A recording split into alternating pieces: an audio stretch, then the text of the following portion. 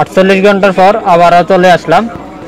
48 ঘন্টার আগে আরও কয়েকবার 24 ঘন্টা তার আগে 48 ঘন্টার আগে দেখছিলাম, এটা হয় না। তো এখানে আমরা আবার দেখি হয় কিনা। এখানে পাসওয়ার্ডটা দিয়ে দিতেছি, আপনাদের মতো পাসওয়ার্ড দিয়ে দিবেন। পাসওয়ার্ডটা দেখে দিতেছি। তারপর আবার উপরে যে পাসওয়ার্ডটা দিয়েছেন নিচে একই পাসওয়ার্ড দিবেন। পাসওয়ার্ড দেওয়ার পর পরবর্তীটার উপর এখানে লেখা আছে পরবর্তী, এটার উপর ক্লিক করে দিন।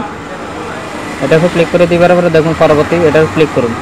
অ্যালাউতে ক্লিক করুন, আবার অ্যালাউতে ক্লিক করুন।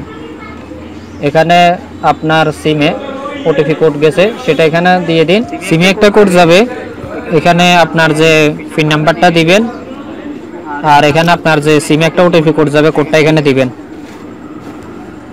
কোডটা দিয়ে নিন 820820। তারপর হচ্ছে যে পিন নাম্বার, এটা দেওয়ার পরে পরবর্তীদের উপর ক্লিক করুন। পরবর্তীর উপর ক্লিক করার এড়িয়ে জানে ক্লিক করুন। এখানে দেখুন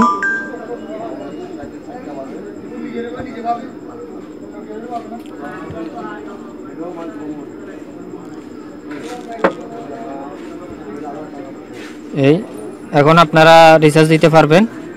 রিচার্জটা কিভাবে দিবেন, এখানে যে কোনো একটা নাম্বারটা পাবেন। নাম্বার দাবানোর পরে এখানে অ্যামাউন্ট দিবেন, কত টাকা রিচার্জ দিবেন। আর এখানে কোনো অফার যদি চেক করার হয় তাহলে গ্যাসাং স্টোর এখানে ক্লিক দিবেন। ক্লিক দিলে এখানে অফারগুলো দেখাবে। তো এই রেড কিউব নিয়ে সামনে আর একটা ভিডিও দেব। তো এই 48 ঘন্টার পরে অ্যাপসটা ওপেন হয়েছে। তো অনেকে জিজ্ঞেস করেন যে ভাই কতক্ষণ পরে অ্যাপসটা সিমটা রেড কিউব চালানো যাবে, এই কারণে আপনাদের দেখানোর জন্য এরকমভাবে ভিডিওটা করলাম যে কত ঘন্টা পরে চলবে। এমনি নর্মালি 72 ঘন্টা, এটা 48 ঘন্টা হয়ে গেছে। এটা অফিসের নিয়ম, আগের কোনো নিয়ম নাই যে সাথে সাথে রেড কিউব যে ওপেন করবেন এরকম কোনো নিয়ম নাই। তো যাদের ভিডিওটি বিন্দুমাত্র উপকার হয়ে থাকবে লাইক কমেন্ট সাবস্ক্রাইব করে দিবেন। তো সবাই সুস্থ থাকবেন, ভালো থাকবেন, আল্লাহ হাফেজ।